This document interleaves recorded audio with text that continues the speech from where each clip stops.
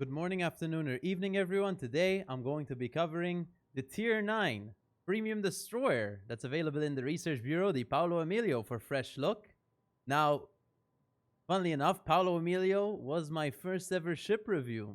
I think around 3.5 years ago. So if you want to see that, you could totally do that, but the microphone quality might be pretty bad. But you can see how it was, I guess, and compare. But anyway, so Paolo Emilio in 2025. Not really a ship I ever see in randoms, and to be fair, is expected. But let's start off with the build. I want to show you the build here that will be running for this video. I will, of course, cover it in detail at the end of the match, as always. But of course, I decided to start starting off the videos straight into gameplay because it seems like a lot of you seem to have actually enjoyed that. Of course, we'll cover the usual stuff at the end of the video, like statistics or camouflage or maybe Armour Layout if it's a battleship. But for now, we'll start off in the game. But here we are in the Paolo Emilio. This is actually one of the harder ships to play, for me at least. It just is a 1-for-1 YOLO potential ship. Now, in this case, you see me running it down into a Katsonis because I'm playing like a dog. And what ends up happening is I get smashed pretty easily. And this is going to be one of the main downsides of Paolo. It cannot really fight other destroyers. If we take a look at our gun reload right now, it's 11 seconds. Now, we are running the... I don't know what the skill is called, but I know what it does. We're running... Oh, here it is. Swift and Silence. What that means is we're going to get an 8% speed boost every time when we're dark. But when we're spotted, we don't get that speed boost. But more importantly, we also lose out on gun reload because of that Swift and Silence, right? But personally, I like taking it in Paolo because realistically, you're not playing the ship as a gunboat. You're normally going to play it as this YOLO torp boat. And having that 8% speed buff is going to help you go extremely fast, as Paolo is one of the fastest, if not the fastest ship in the game. I'm not sure if Regolo's actually faster or not, but Paolo's incredibly fast as well because you got a 25% speed boost. Plus, we got that 8% on board, and we also already go extremely fast top speed stock. So that is the Paolo.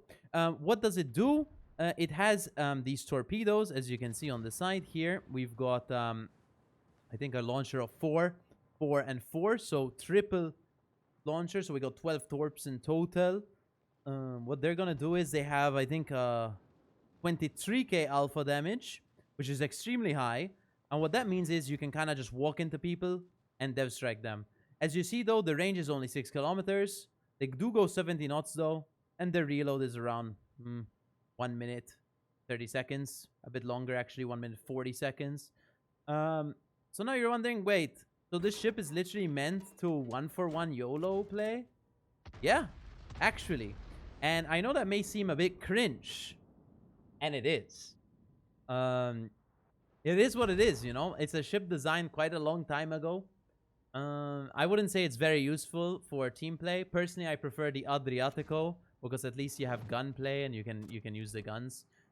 In this case, I mean, we can't really use the guns. Even if we weren't running Swift and Silence, the guns are gonna be pretty bad overall. You can still, of course, play it like a gunboat. You know, you've got 8 sap guns. If you build into reload and BFT or whatever, you maybe get down to 8-second reload or something. Not too bad, but realistically, you want to play the YOLO torps for sure. Now, you could literally build for guns if you want and still go for YOLO torp plays.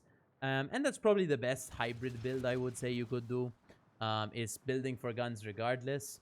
So you can play, semi-play at least the early game, and then you just take a YOLO in the later part of the game. That's up to you.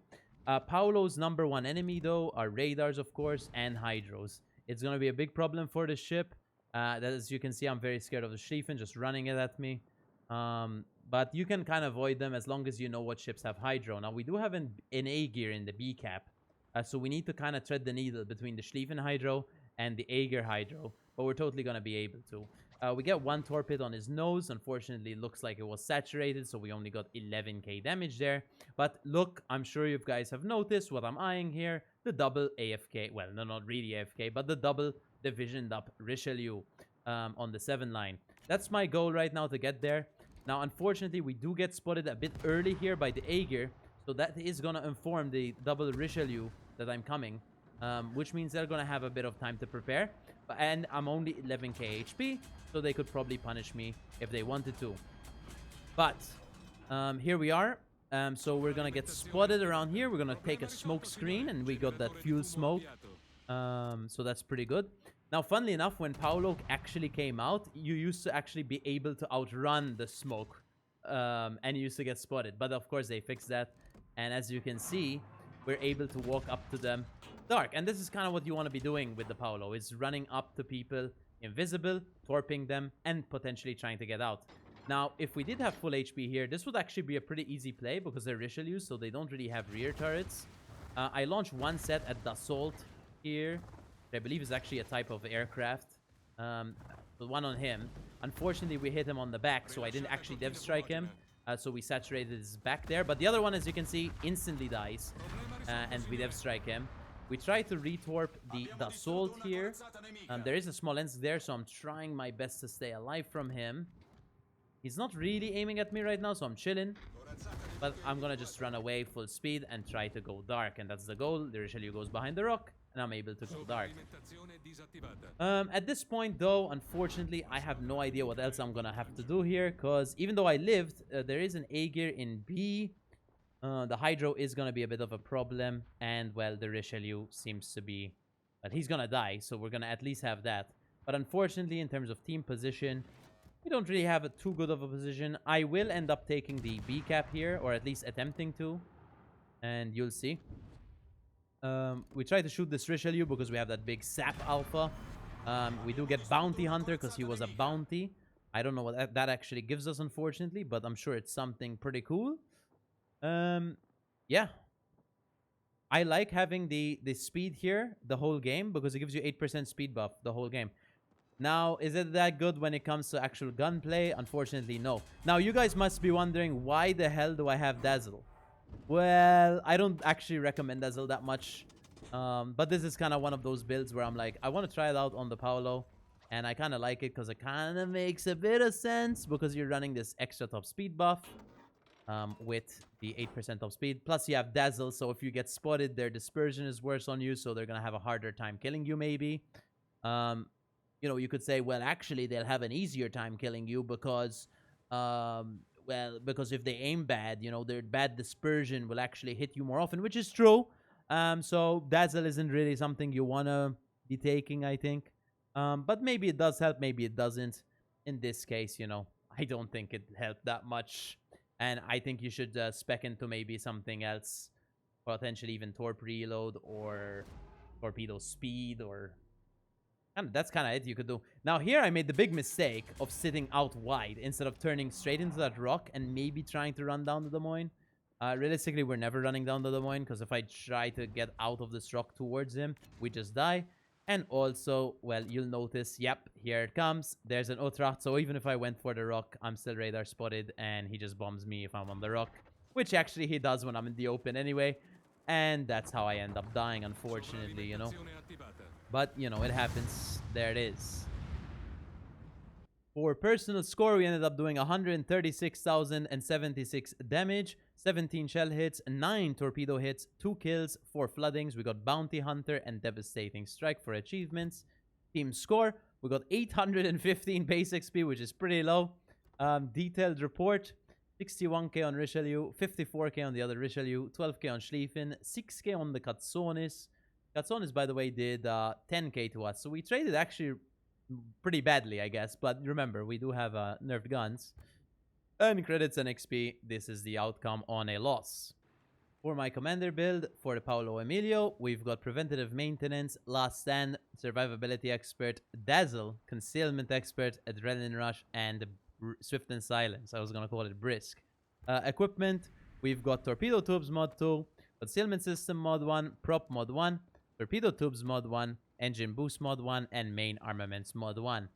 For an alternate build for the Paolo Emilio for the guns, you could take Preventative Maintenance, Last Stand, Survivability Expert, Concealment Expert, Adrenaline Rush, Fill the Tubes, and probably Main Battery and A Specialist. And you have 2 extra points, which you could probably either use for extra smoke and speed boost duration. You could go Torpedo Speed. Or you could go quicker consumable reload time, which is actually pretty useful, and then take probably maybe 30% chance of causing flooding. Flooding's not that important though, because we're relying mostly on our actual alpha damage on our torps. So that's kind of some alternatives you can use. That's up to you though, of course. For the camouflage for the Paolo Emilio, we've got this green, maybe a light gray, and a black tricolor camo, which looks pretty good. We've also got the red and white on the nose. Pretty nice. It is a good looking ship overall. Was it actually built though? Maybe. I'm not sure if it was actually built or not. But it does say year of design, so I'm not really sure. So, but anyway, this is what the camouflage looks like. For my statistics in the Paolo Emilio, we've got 80 games played, 65% win rate, 86k average damage. Really not anything too special, guys. I mean, you're not expecting big numbers with this thing because, well, you're just YOLing. Now, if you get a double YOLO like we did last game, you're going to get pretty good damage. If you don't, well, you're not going to get that much good damage. You're going to get around 80k because you're going to kill mostly like one guy on average. But if you kill 2 guys per game, you can get pretty good games. My highest is somehow 207k damage, 206. I don't even know how I got 7 kills in it. That's I don't even know how that's physically possible, but apparently we did a long time ago. But yeah, I played it a lot, as you can see, but I pretty much played it a lot when it came out.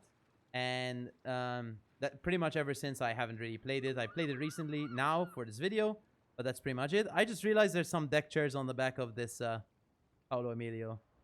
There's also Paolo Emilio written on the back if you're interested. But that is the ship, by the way. I hope you enjoyed the video.